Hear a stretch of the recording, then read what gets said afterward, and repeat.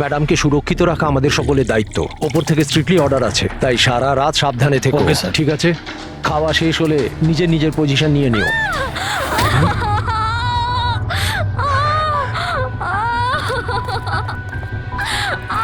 Madam, madam, madam, madam, দরজা খুলুন। Madam, দরজা খুলুন। ম্যাডাম, দরজাটা খুলুন ম্যাডাম।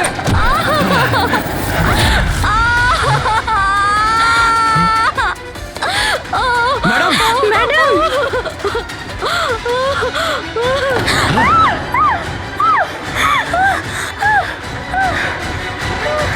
ও শিট।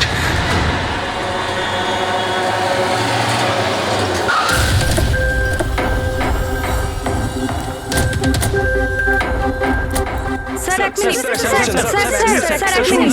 স্যার জানা যাচ্ছে কোনো দুর্ঘটনা ঘটে গেছে? আপনি বলতে পারবেন এই বাড়িতে ঠিক কি হয়েছে? স্যার এই কেসটা তো সিবিআই এর কাছে ছিল, তাহলে কি সিআইডি কে হ্যান্ড ওভার করে দেওয়া হলো? দেখুন, এখানে একটা মার্ডার হয়েছে বলেই আমরা এখানে এসেছি।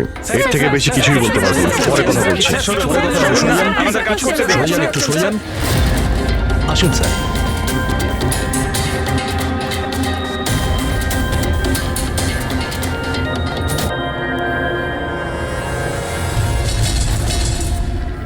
ওর মুখটা আর হাতটা তো একদম পুড়ে গেছে। ওরার কোনো চিহ্ন তো এই রুমে আর দেখতেই পাচ্ছি না। দেখে তো মনে হচ্ছে যে অ্যাসিড অ্যাটাক হয়েছে। হ্যাঁ দয়া, অ্যাসিড অ্যাটাকই হয়েছে। কিন্তু স্যার কোথাও তো পড়তো জামা কাপড়ে বা নিচে কোনো অ্যাসিডের চিহ্নই তো নেই। সেটা তো ঠিক। স্যার স্যার ইনি বাথরোব পরে আছেন, মানে স্নান করে বেরিয়েছেন, আর স্নান করার পর উনি এই ক্রিমটা এক লাগিয়েছিল। মিনিট, ওই ক্রিমটায় হাত দেবে না। ওই ক্রিমটাকে চেক করতে হবে।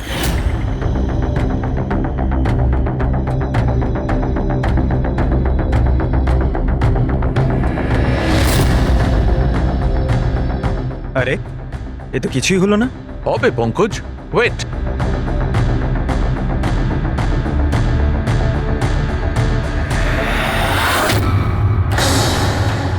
আরে স্যার, এটা তো দেখলে, এটাতে এমন অ্যাসিড মেশানো হয়েছিল যেটা সঙ্গে সঙ্গে কাজ করে না, 2-3 মিনিট বাদে কাজ শুরু করে। আর যখন কাজ শুরু করে তখন এরকম ভয়ঙ্কর ভাবে কাজ করে। স্যার তার মানে স্নান করার পর উনি এই ক্রিমটা লাগিয়েছেন, আর সেটার এফেক্ট কিছুক্ষণ পরে হয়েছে। একদম ঠিক। কেউ আসলে একে মারবার জন্যে এর নিজের যে ক্রিম ছিল সেটা এই ক্রিমটার সঙ্গে বদলে দিয়েছে। এটা কি বলছেন আপনারা? কি কি ব্যাপার? আপনি মনে হচ্ছে একটু বেশি ঘাবড়ে গেছেন। হ্যাঁ, কি জানেন আপনি এদের ব্যাপারে? না স্যার, আমি কিছুই জানি না। ম্যাডাম তো এই ক্রিমটা রোজই ব্যবহার করতো। আর এটা খনি ভালো মতোই জানতো, আর এটারই সুযোগও নিয়েছে। যেই হোক না কেন, আয়েশাকে খুব কাছ থেকে চিনতো। আচ্ছা, ওটা আপনি নয় তো? না স্যার, দেখো আমরা জানি তুমি কিছু জানো। না ম্যাডাম, আমি কিছুই লুকাচ্ছি না। ব্যাস এই ক্রিমটা আমি লুকিয়ে লুকিয়ে কখনো কখনো ব্যবহার করতাম, আর আজও এই ক্রিমটা আমি মেখেছি। এক মিনিট, এই ক্রিমটা তুমি কখন লাগিয়েছো? স্যার, ম্যাডামের ঘরে আসার কিছুক্ষণ আগে, এই ধরুন 8টা নাগাদ। 8টার সময়। চেক করো। স্যার পুড়ে যাওয়ার তো কোনো চিহ্নই নেই। হবে না, পোড়ার দাগ এই জন্য হবে না কারণ উনি যখন ক্রিমটা লাগিয়েছিলেন ওতে অ্যাসিড ছিল না, মানে ওই ক্রিমটা অরিজিনাল ছিল। তার মানে খনি ক্রিম 8টা থেকে 9টার মধ্যেই বদলে দিয়েছিল। কিন্তু কিভাবে? এখানে এত সিকিউরিটি ছিল। মনে হয় আগে থেকেই কেউ রুমে ছিল। এটা কি করে হতে পারে স্যার? কারণ ম্যাডাম এখানে আসার আগে আমি এই রুমটাকে ভালো করে চেক করেছিলাম, এখানে কেউ ছিল না। আর তাছাড়া ম্যাডামের চিৎকার শুনেই আমরা দৌড়ে এখানে এলাম, আর দেখি দরজা ভেতর থেকে লক স্যার। হ্যাঁ স্যার, আর ভেতরে আসার জন্য আমাদের দরজা ভাঙতে হয়েছিল। ঠিক আছে, আপনারা এখন আসুন, প্রয়োজন পড়লে আবার ডেকে নিচ্ছি। Okay sir.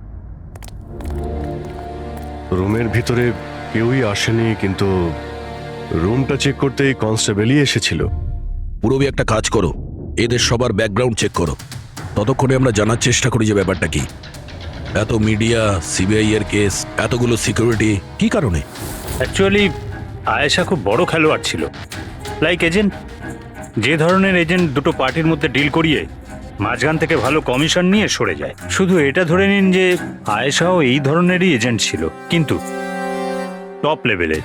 ওর সমস্ত ডিলগুলি লাখ আর কোটি টাকার উপরেই হতো, আর সব কটাই ছিল একেবারে বেআইনি। আমাদের কাছে এসব কিছুরই প্রমাণ ছিল, আমরা ওকে অ্যারেস্টও করেছিলাম। কিন্তু ও হঠাৎ করে রাজসাক্ষী হয়ে গেল। ও নিজের মুক্তির বিনিময়ে 3 জন বড় ব্যবসাদারের দুর্নীতির বিরুদ্ধে আমাদের হাতে সব প্রমাণগুলো দিত। আজ কোর্টে শুনানি ছিল, কিন্তু কাল রাতেই ওর মার্ডার হয়ে যায়।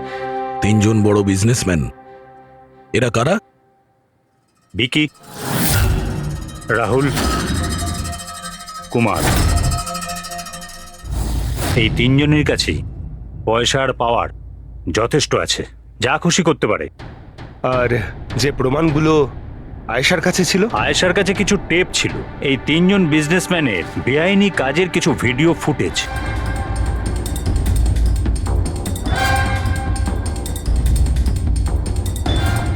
তার মধ্যে কুমারের একটা ক্লিপ আমাদের কাছে আছে। এই দেখো দয়া। চিয়ার্স। টাকাটা কবে ট্রান্সফার করছেন মিস্টার কুমার? ব্যাস, যেই আমাদের কাছে গানস পৌঁছে যাবে আপনার অ্যাকাউন্টে টাকা পৌঁছে যাবে। সেসবের চিন্তা আপনি করবেন না মিস্টার কুমার, ওনাদের কাছে অস্ত্রের তো কোনো খামতিই নেই, এমনিতেই তো পড়ে পড়ে জংই ধরছে। হ্যাঁ, তাছাড়া পাওয়ারে থাকার তো এটাই সুবিধা, তাই না? যখন যেটা মন চায় করে না।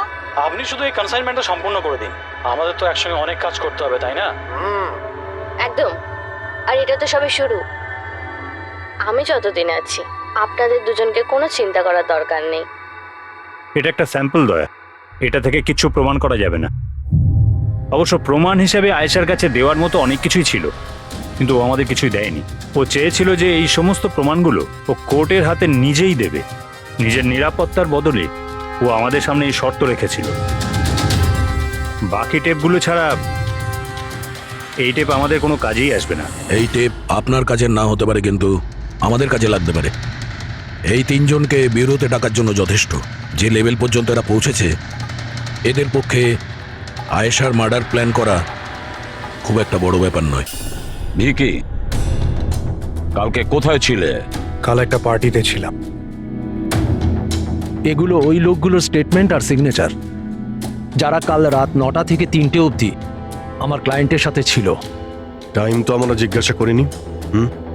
দেখুন, আয়েশার মাথা খারাপ ছিল, ও এমনই মন গড়া গল্পগুলো শোনাতো যাতে ও শাস্তি থেকে বেঁচে যায়। That's it. আয়েশা আপনাকে ঠকিয়েছে, আপনার বিরুদ্ধে সিবিআই এর কাছে প্রমাণ দিয়েছে। রাগ হওয়াটা তো স্বাভাবিক। হ্যাঁ, ভেবেছিলেন খুন করে দেওয়া যাক ওকে? রাগ নয় স্যার, বরং আফসোস হলো ওর ওপর। কারণ ও চাইলেও কিছু করে উঠতে পারতো না স্যার, কারণ ওর করার মতো কিছুই ছিল না।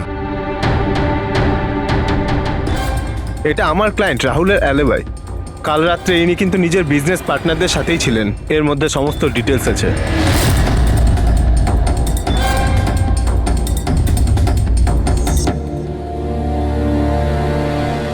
আমার মনে হয় না যে আপনাদের কিছু জানার আছে বলে।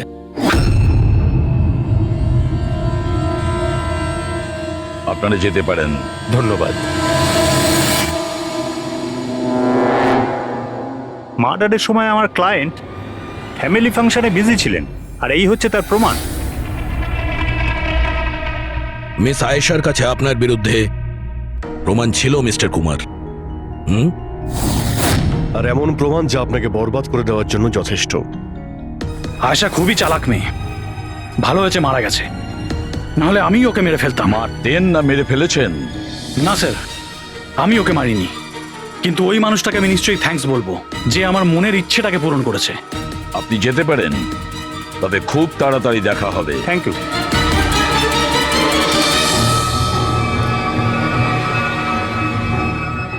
আপাতত আমরা কাউকেই অ্যারেস্ট করতে পারবো না। এখানে সবারই কোনো না কোনো কারণ আছে। স্যার, হ্যাঁ স্যার, স্যার একটা কথা জানা গেছে।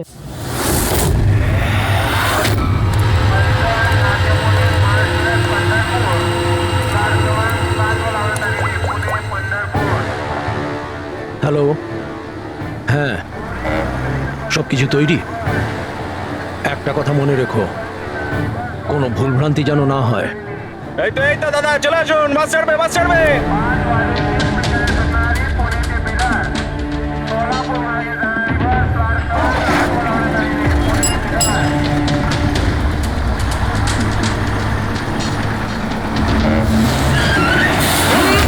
চাপ বাবা। আরে দাদা কি হলো, বাস দাঁড়ালো কেন? আরে বাসের সামনে কেউ গাড়ি দাঁড় করিয়ে দিয়েছে দাদা। মাঝ রাস্তায়?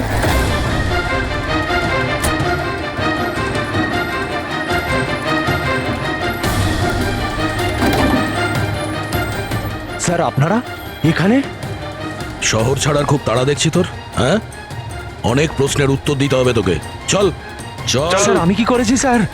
স্যার আমার কথাটা তো শুনুন স্যার। স্যার আমাকে কেন ধরছেন স্যার? স্যার স্যার কি করছেন স্যার? আমাকে কেন ধরছেন? আমি তো ছুটি নিয়ে দেশে যাচ্ছি স্যার। তোর রেকর্ড আমরা চেক করেছি।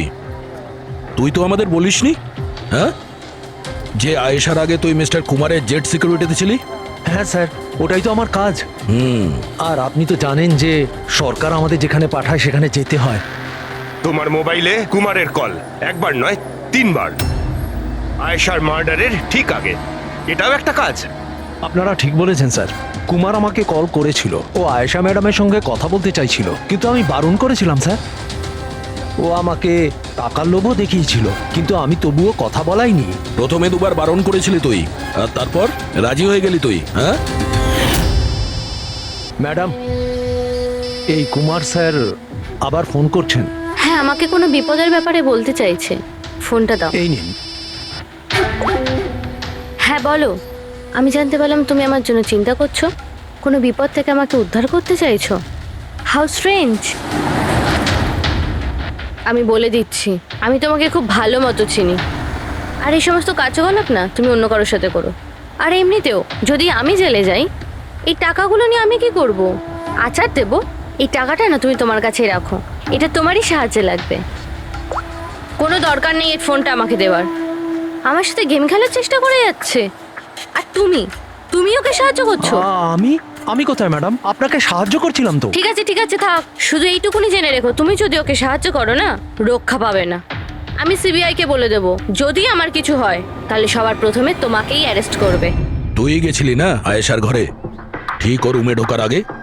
ওর বিউটি ক্রিমটাকে অ্যাসিড ক্রিমে বদলাতে খুব বেশি সময় লাগেনি নিশ্চয়ই, তাই না? এ আপনি কি বলছেন স্যার?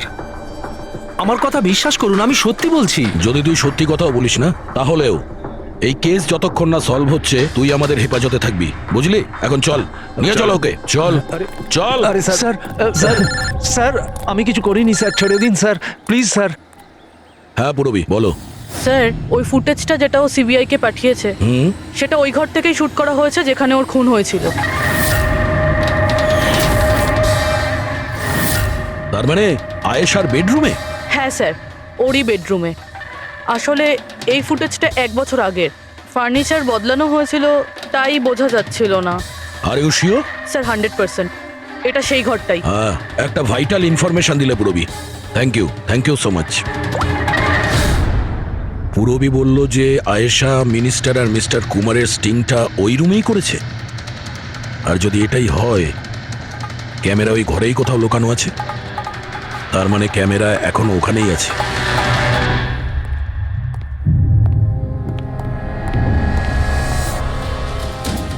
রুম তো এটাই। আর এই হলো জানালা। ফুটেজে জানালা রয়েছে, তার মানে এই ফুটেজটা এই দিক থেকেই তোলা হয়েছে। স্যার ফুটেজ অনুযায়ী তো ক্যামেরা এখানে থাকা উচিত। না ভাই, এতটা হাইটে না, ক্যামেরা আই লেভেলে ছিল, আর সেই হিসেব অনুযায়ী এইখানেই কোথাও হওয়া উচিত। আচ্ছা, ওই আয়নার ভিতরে নেই তো? আরে ওই যে আয়নাগুলো থাকে না, যার একদিকে দেখা যায় আর একদিকে দেখা যায় না। ভাই তাহলে তো জানতেই পারা যাবে। কি করে স্যার? তুমি ওই ফিঙ্গার নেল টেস্টের কথা শোনোনি? যে কোনো অচেনা জায়গাতে বা ট্রায়াল রুমে ড্রেস চেঞ্জ করার আগে এই টেস্ট করে নেওয়া উচিত, ফিঙ্গার নেল টেস্ট। তোমার যে নখ রয়েছে সেটা তুমি কাঁচের মধ্যে লাগাও, আর তোমার রিফ্লেকশনে যে নখ আছে আর তোমার যে নখ রয়েছে তার মধ্যে যদি গ্যাপ থাকে তাহলে সেটা আসল, আর যদি গ্যাপ না থাকে তাহলে সেটা নকল ওয়ান ওয়ে, যেমন এই মিররটা। এটা ওয়ান ওয়ে মিরর। যদি মিররটা ওয়ান ওয়ে হয় তাহলে তো এর পেছনে জায়গা থাকার কথা।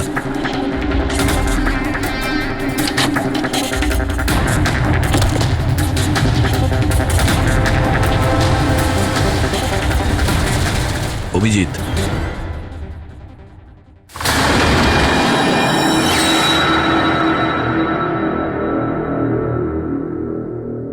এখানে তো পুরো ফিল্মের সেট আপ লাগানো রয়েছে। এসডি কার্ড তো নেই স্যার। হ্যাঁ,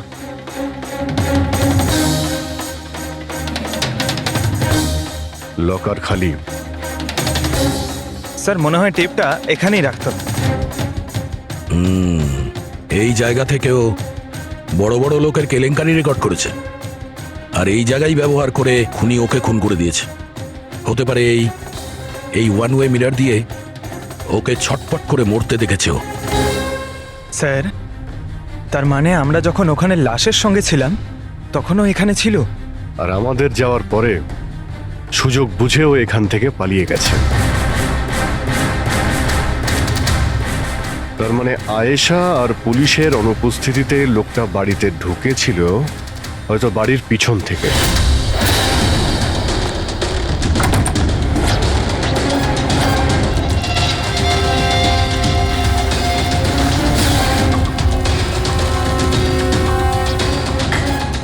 ও আয়েশার বিউটি ক্রিমটাকে সরিয়ে বিষাক্ত ক্রিমটা রেখে দেয়, আর তারপর ভিতরে ঢুকে বসে থাকে।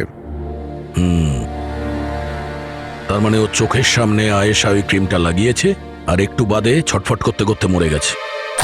তারপর পুলিশ আর রাখি এখানে আসে, তখনও ভেতরে ছিল।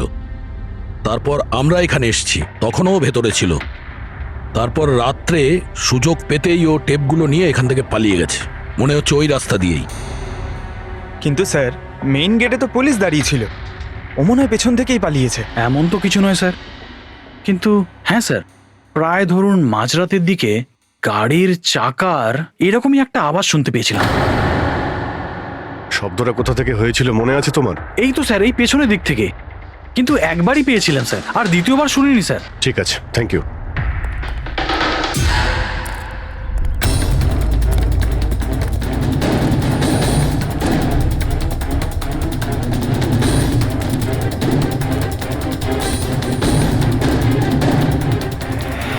স্যার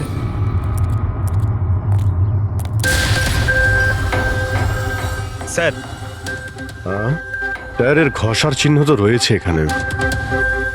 দেখতে পাচ্ছ এখানে এই তেল আর জল পড়ে আছে। মনে হচ্ছে এসি চালিয়ে গাড়ি এখানে অনেকক্ষণ দাঁড়িয়েছিল।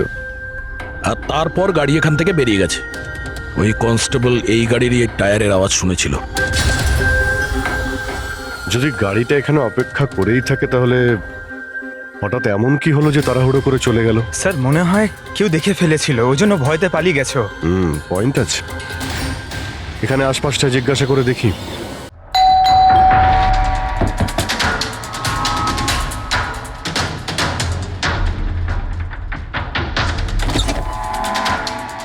নমস্কার। নমস্কার। নমস্কার, আমরা সিআইডি অফিসার্স। সিআইডি? ম্যাম, কালকে রাত্রে আপনি এখানে কিছু কিছু অদ্ভুত দেখেছিলেন বা শুনেছিলেন, এমন কিছু যা আগে কখনো ঘটেনি? হ্যাঁ, দেখে তো ছিলাম। অনেক রাত পর্যন্ত আমি ঘুমোতে পারিনি।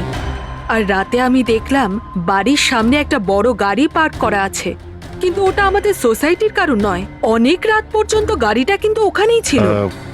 কোন গাড়ি ছিল আপনার মনে আছে কিছু? দেখুন, গাড়ির ব্যাপারে তো আমি বিশেষ কিছু তো জানি না, কিন্তু ওটা HX9 ছিল, কারণ আমার ছেলের কাছেও ওই একই গাড়ি আছে। I C.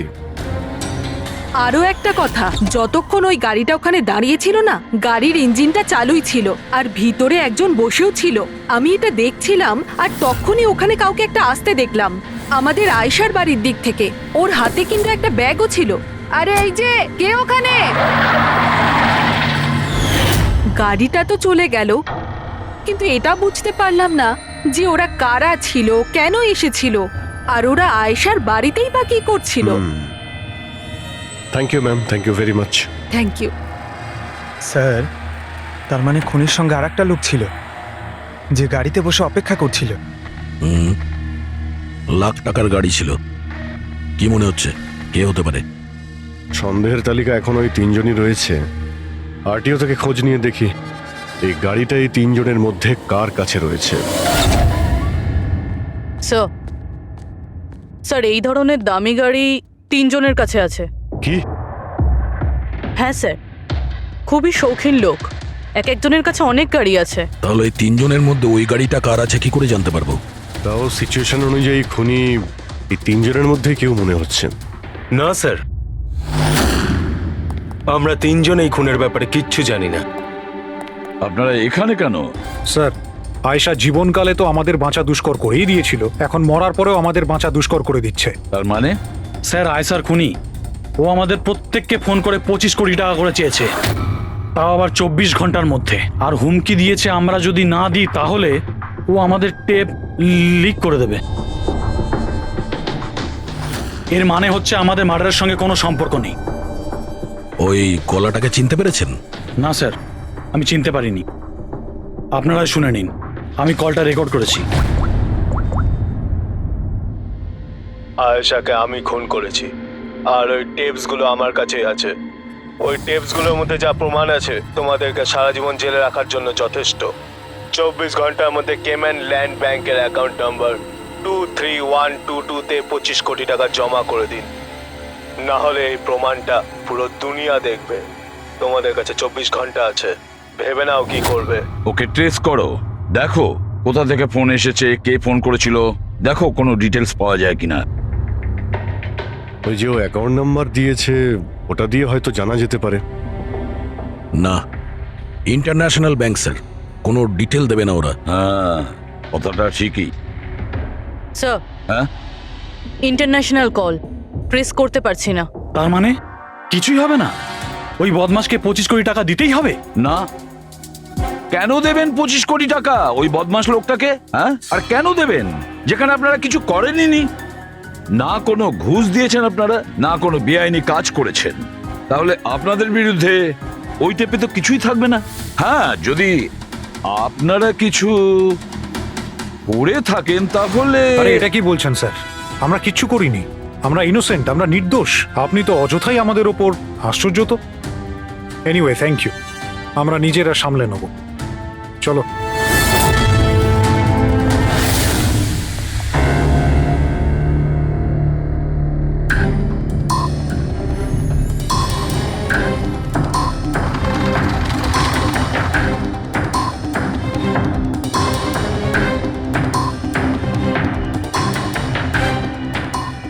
সারিকা, এই রুমটাকে খুব ভালো করে চেক করতে হবে।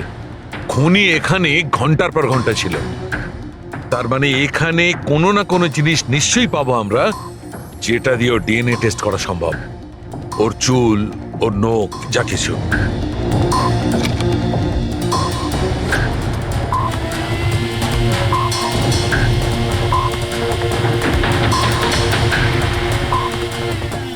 এক মিনিট সারিকা, হ্যাঁ, একটা ফোর্সঅ্যাপ দাও।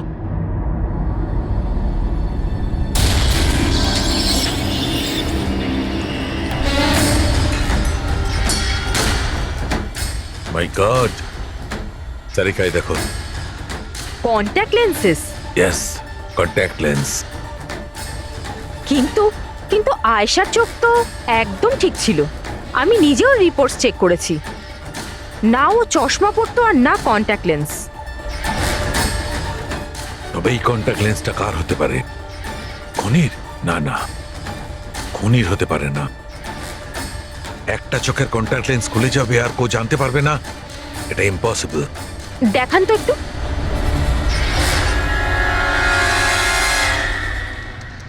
বেশ হাই পাওয়ারের লেন্স। High power lens? কিছু তো আছে এই রুমে। একে তো এই ঘরটা চারিদিক থেকে বন্ধ, কোনো জানলা নেই, কোনো ভেন্টিলেটর নেই। হ্যাঁ? ও ওহো, কি হয়েছে? সারিকা, তুমি জানো তো ওই কালার স্টেন কেমিক্যাল বানানো হয় যা দিয়ে ঘাম টেস্ট করা যায়? হ্যাঁ জানি। গুড। এক কাজ করো, তুমি কালার স্টেন কেমিক্যাল বানাও। খনি এখানে এই ঘরের মধ্যে ঘন্টার পর ঘন্টা ছিল, আর আমাদের অল্প সময়ের মধ্যে এত ঘাম হয়ে গেল। ওই খনির তো খুব ঘাম হয়েছিল। ইয়েস, এই ঘামটাকে চেক করব, তার থেকে জানা যাবে যে খনি কোথায় ছিল, দাঁড়িয়ে ছিল না বসে ছিল না কিভাবে ছিল, সবকিছু। ওই র্যানসাম কলের কোনো মানেই হয় না, ওই কল বোগাস হতে পারে। হ্যাঁ স্যার, কারণটা আমাদের কেস থেকে সরানোর জন্য আর টাকা কামানোর জন্য। এই তিনজনের মধ্যে কেউ আয়েশাকে খুন করে আর ওই টেপটাকে চুরি করে, আর সে বাকি দুজনকে কল করে ব্ল্যাকমেল করছে। কিন্তু স্যার, সে কে? স্যার, আমার তো মনে হয় কুমার হতে পারে। ও ভীষণ রকচটা, যে কারো খুন করতে পারে। আর ওই বাকি দুজন, ওরাও কম যায় না স্যার। এই তিনজনের যেমন পয়সাও আছে তেমন ক্ষমতাও আছে এদের। খুনি এই তিনজনের মধ্যেই কেউ হবে স্যার। আর খুনির একজন সঙ্গীও আছে, যে ওই বাইরে গাড়িতে বসে খুনির জন্য অপেক্ষা করছিল। হ্যাঁ, হবে তো এই তিনজনের মধ্যেই কেউ, আর এমন একজন যে আয়েশাকে খুব কাছ থেকে চিনতো। এক্স্যাক্টলি, সেজন্য ও জানতো যে আয়নার পেছনেও আরো একটা রুম আছে, আর আয়েশা কোন ক্রিম ব্যবহার করতো সেটাও ও জানতো। স্যার, এর মানে ওই গোপন জায়গার ব্যাপারে খুনি ছাড়া আর কেউ কিছু জানতো না। এক্স্যাক্টলি। তাহলে স্যার? তাহলে আবার কি করবে দয়া? ধরে ফেলো ওদের। ওদের প্ল্যানিং এই ওদেরকে ফাঁসাতে হবে।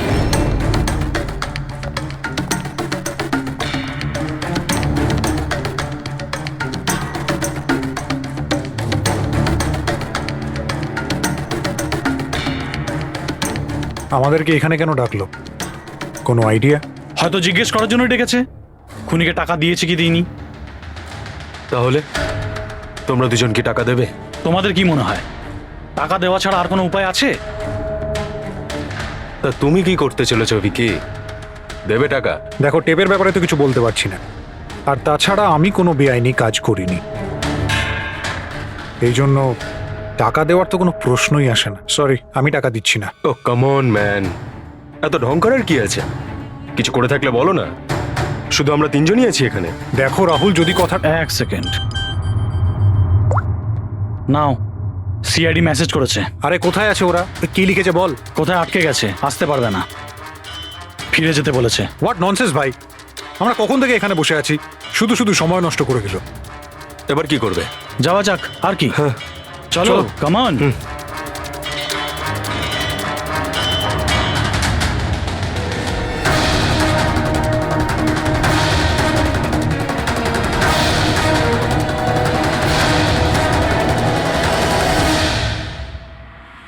এই সে।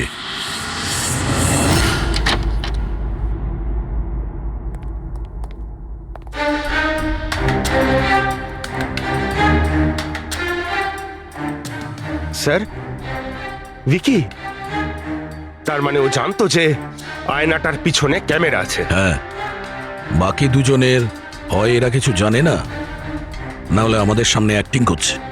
স্যার, আমার তো এই বিকিকে সন্দেহ হচ্ছে। এবার কি করব? নজর রাখা যাক এর ওপর, কোনো না কোনো ভুল নিশ্চয়ই করবে। হ্যাঁ সারিকা, কালার স্টেন কেমিক্যাল রেডি। ঠিক আছে, চলো।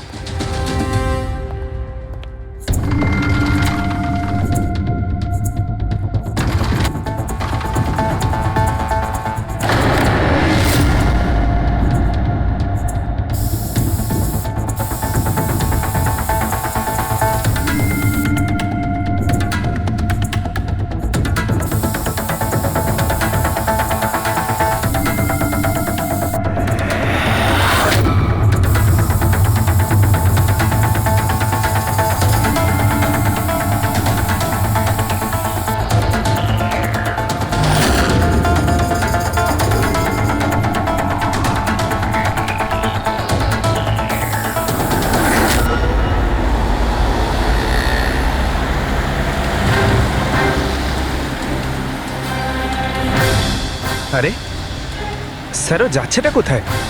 আরে কোথায় আর যাবে পঙ্কজ, বন্ধুদের সাথেই দেখা করতে যাচ্ছে, আবার কি?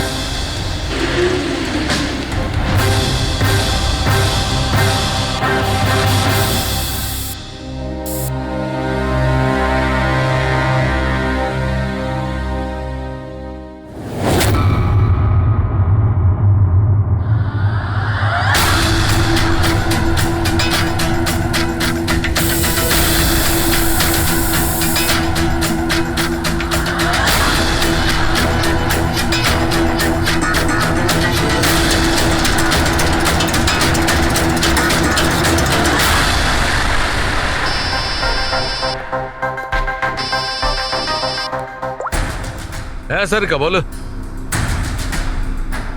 গুড, কিছু পেলে? মেঝেতে? মেঝেতে শুয়েছিল? মেঝেতে কেন? ওকে ওকে, ঠিক আছে সারিকা, আমি তোমাকে পরে ফোন করছি। বাই। ওই 2 দিন আগে আমি 1124 লাস্টটা এনেছিলাম। হ্যাঁ স্যার। কোথায় ওটা? ওর মুখটা দেখতে হবে। এই যে স্যার।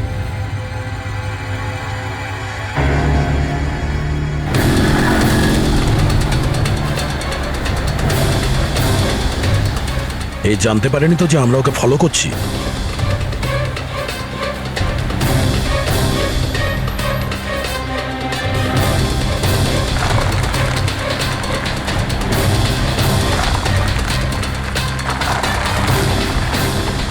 স্যার, এটা সত্যি সত্যি বাড়িতে ঢুকে গেল। ভেবেছিলাম ও কোনো বন্ধুর সাথে দেখা করবে। হ্যাঁ অভিজিৎ। কি? ডক্টর সালুকে বলে দিয়েছেন যে খুনি কে? কে? ও হ্যাঁ, আমরা এই উইকিকে ফলো করতে করতে ওর বাড়ির কাছে পৌঁছে গেছি। ঠিক আছে, আমরা ওয়েট করছি। অভিজিৎ আসছে।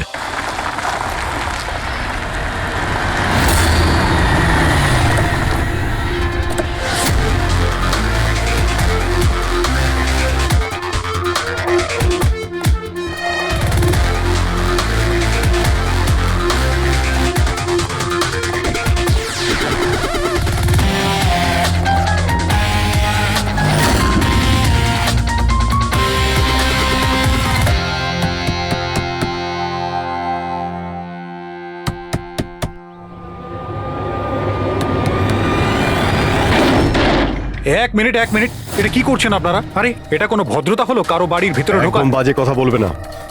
আমরা সত্যিটা জেনে গেছি। কোথায় লুকিয়ে রেখেছো ওকে? দেখুন, আপনি আমার কথা শুনুন, আপনার কোথাও ভুল হচ্ছে। আমি কিচ্ছু করিনি। আমি না আয়েশাকে খুন করেছি আর না এখানে কাউকে লুকিয়ে রেখেছি। আমরা কখন বললাম যে তুমি আয়েশার খুন করেছো? হ্যাঁ, একেই বলে চোরের নজর বোচকার দিকে। দেখুন, আমার কথাটা বোঝার চেষ্টা করুন। আপনারা আমার কথাটা শুনুন। আপনারা আমার কথা কেন শুনছেন না? হ্যালো, আপনারা এইভাবে ভিতরে ঢুকতে পারেন না।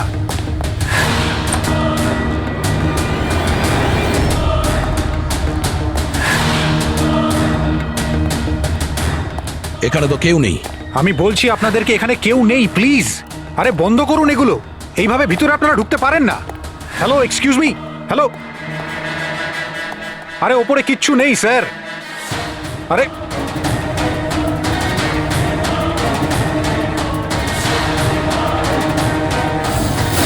প্লিজ দেখুন, এখানে কিচ্ছু নেই, কেউ নেই এখানে। আরে আপনারা তো আমার কোনো কথাই শুনছেন না। আজব তো,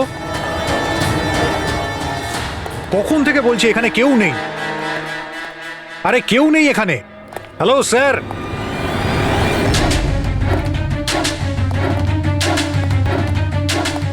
দেখুন আমার কথাটা শুনুন প্লিজ।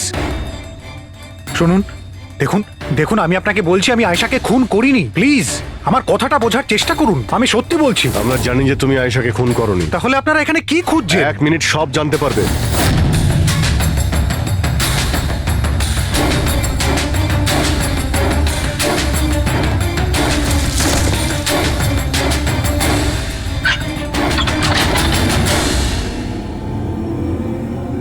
স্যার আসুন। আয়েশা দেবী, আপনার খেলা শেষ, চলে আসুন। সালুমকে স্যার আগেই বলে দিয়েছিল তুমি বেঁচে আছো। আসলে আমি ওর চোখটা চেক করব।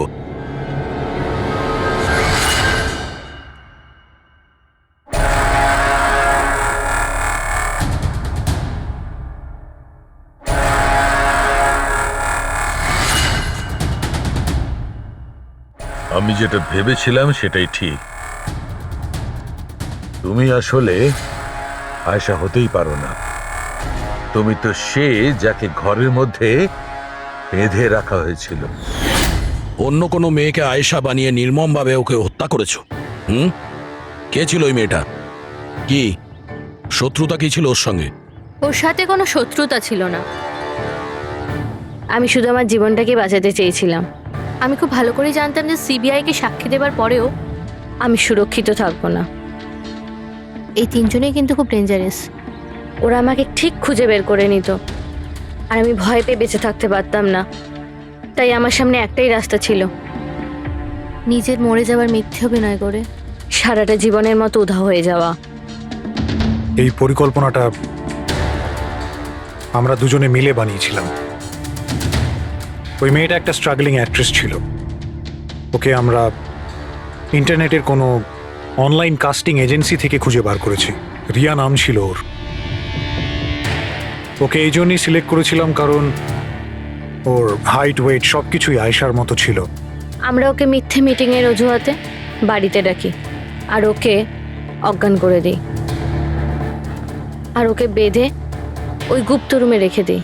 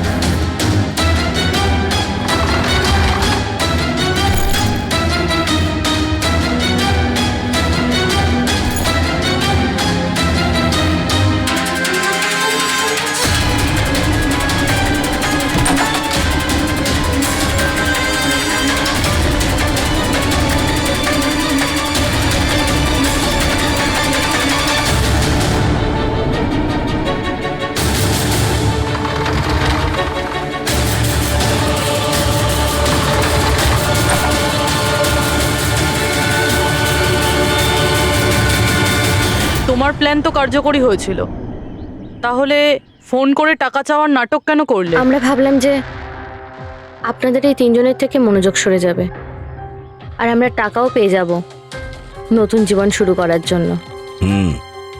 প্রয়োজনের থেকে বেশি চালাকি আর লোভ তোমাদের নিজেদের জালেই ফাঁসিয়ে দিয়েছে। চিন্তা করো না, তোমাদের জীবন নতুন করে শুরু হবে, কিন্তু সেটা জেলে।